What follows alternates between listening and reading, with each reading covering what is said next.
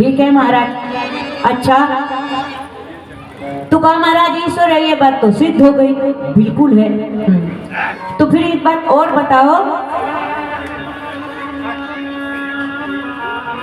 यद्यपि तो हमने प्रथम दिवस ईश्वर की चर्चा की थी, थोड़ी सी बात हम और बोल रहे हैं। ब्रह्म, ईश्वर, परमात्मा ये सब नाम हैं, लेकिन सच्चाई तो ये है, हमने तोते वाला दृष्टांत दिया था, ये प्रैक्टिकल का विषय है, अनुभव करने की बात है।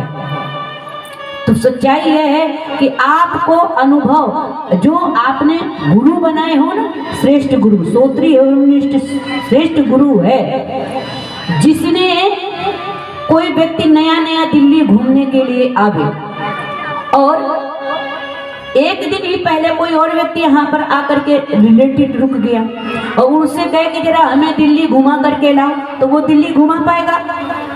नहीं घुमा पाएगा। कहा तो फिर क्या करे? कहा वो दिखा पाएगा जिसने दिल्ली देखी।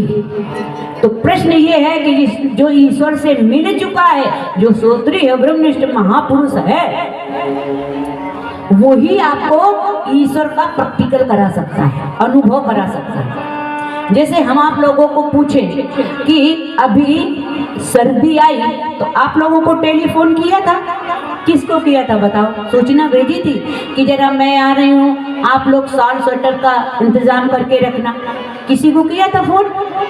नहीं किया था ना। लेकिन सर्दी महारानी आ गई और जब सर्दी लगी तो शॉल स्वेटर ढूंढने लगे। ये क्या हुआ?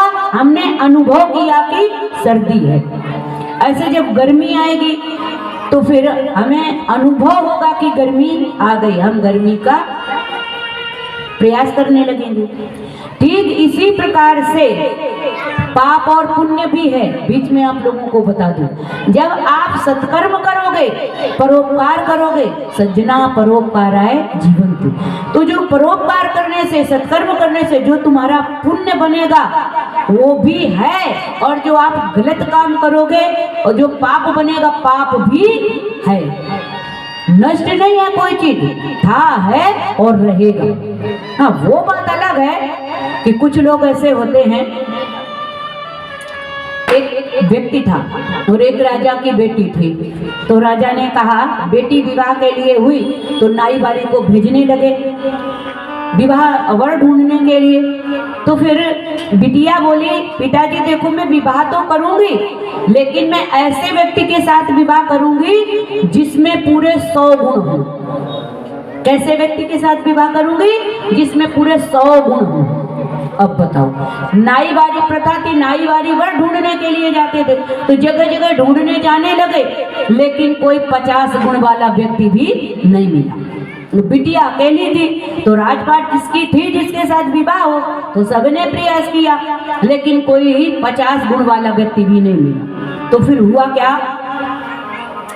आज नाईवारी घूमते घूमते वन में आए तो एक व्यक्ति बैठा था। नाईवारी बैठ गए, थके थे, आपस में चर्चा करने लगे कि एक ही बिटिया है, सब राजपाट भी मिलेगी, लेकिन करें क्या, हम लोग घूम घूम के थक गए हैं, लेकिन अभी तक 50 गुण वाला व्यक्ति भी नहीं मिला। अच्छा, तो इसने कहा महाराज क्या समस्या है? नाईवारी बोले ऐसी ऐसी बात है। इसने कहा सुनो, मेरी बात सुनो, बताइए महाराज। कहा देखो मुझ में 100 गुण तो नहीं है, लेकिन 98 गुण मुझ में है। आप राजा की बेटी को सूचना कर दो, अगर विवाह करने के लिए तैयार है तो मैं प्रस्तुत हूँ। नाईवारी बड़े खुशी हुए, हे भगवान, आज तक तो 50 वाला भी नहीं मिला, कम से कम आज 98 वाला तो मिला। अरे 2 ही गुण तो कम है, राजा की बेटी को समझा लिया जाएगा। ठीक है महाराज। तो नाईवारी आए और राजा को सूचना सुनाई। महाराज बड़े खुशी की बात है। क्या खुशी की बात है? कहा देखो ऐसा है, आज तक सालों से घूम रहे हैं, लेकिन 50 गुण वाला व्यक्ति भी नहीं मिला, और आज हमें एक व्यक्ति मिला जिसने बोला है कि उसमें 98 गुण हैं। अरे 2 ही तो कम हैं, तो राजकुमारी बता देगी, समझा देगी। आप समझाइए राजकुमारी को कि विवाह करने के लिए तैयार हो जाए। ठीक है महाराज। सो राजा ने बिटिया को समझाया, बिटिया आज तक तो 50 गुण वाला भी नहीं मिला, लेकिन अब 98 गुण वाला व्यक्ति मिला है और 2 ही गुण कम हैं, तो आप समझा लेना। ठीक है पिताजी, लेकिन मेरी एक शर्त है। क्या शर्त है? का शर्त ये है कि पहले हम उसके साथ ज्ञान गोष्ठी करेंगे, शास्त्रार्थ करेंगे, इसके बाद में पाणी ग्रहण संस्कार करेंगे। इसने कहा देखो ऐसा है, हमारे यहाँ ऐसी परंपरा है, विवाह के पहले लड़का लड़की से बात नहीं करता है। अच्छा तो ठीक है महाराज, बिटिया को समझा दिया राजा ने कि भाई विवाह के बाद बात कर लेना। ठीक है, अब पाणी ग्रहण संस्कार हो गया, विवाह हो गया और फिर राजकुमारी राजभवन में आई तो इससे कहा कि भाई हम पहले आपसे ज्ञान गोष्ठी करेंगे, शास्त्रार्थ करेंगे और फिर इसके बाद हम संसार व्यवहार करेंगे, अपने गृहस्थ जीवन को आगे बढ़ाएंगे। ठीक है, तो आप पहले वो 98 गुण बताओ जो आप में हैं, अब जो 2 नहीं है वो मैं आपको समझा दूंगी। ये बोला देखो ऐसी है बात। क्या बात है? कहा देखो अगर 98 गुण मैं आपको गिनाऊंगा तो गिनते गिनते गिनते गिनते 10 रात भी हो जाए तब भी नहीं बता पाएंगे। तो इसने कहा ऐसा है, जो 2 गुण मुझ में नहीं है ना, पहले वो सुन लो। ठीक है, बताइए महाराज कौन से 2 गुण तुम में नहीं है? इसने कहा देखो एक तो मैं कुछ जानता नहीं और दूसरी बात ये है, दूसरा गुण ये है कि मैं किसी की मानता नहीं। समस्या खत्म हो गई। एक तो मैं कुछ जानता नहीं हूँ और दूसरे में किसी की मानता नहीं हूँ। तो कुछ लोग ऐसे ही होते समाज में। तो राजा ने कहा महाराज मेरा अगला प्रश्न सुनिए। जी महाराज प्रश्न करो। कहा अच्छा बताओ, अगर ईश्वर करता क्या है? खाली बैठा रहता नहीं, ठल्ला कुछ काम धाम भी करता है। महात्मा बोले ऐसा है, जो किसान के रूप में महात्मा थे, बोले ऐसा है, एक बात बताओ आप वक्ता हो कि श्रोता हो? कहा नहीं महाराज मैं तो श्रोता हूँ, मैं प्रश्न कर रहा हूँ, आप वक्ता हो, आप बताओ। तो फिर आप ऊपर सिंहासन पे बैठे हो, ये नियम के खिलाफ है। आप आओ, आप नीचे बैठो और मैं सिंहासन पे ऊंचे बैठूंगा, तभी तो प्रश्न का जवाब दूंगा तुम्हारे।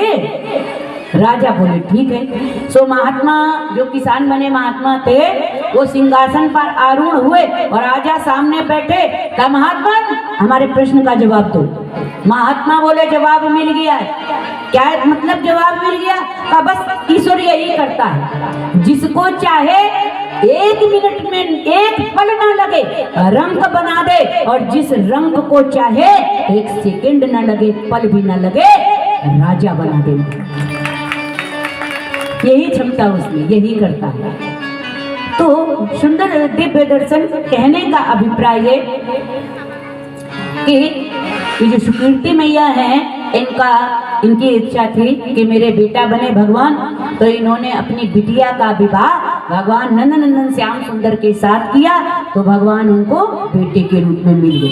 तभी से प्रथा है कि दामाद भी तो बेटे ही होते हैं महाराज। और अगला विवाह भगवान का लक्ष्मणा नाम की राजकुमारी के साथ हुआ। मछली को लक्ष्य वेदन किया प्रभु ने और लक्ष्मणा नाम की राजकुमारी के साथ भगवान का विवाह हुआ। अब आपने गिने हैं 8 विवाह हो गए भगवान के, तो कितने बाकी रह गए? 16,000।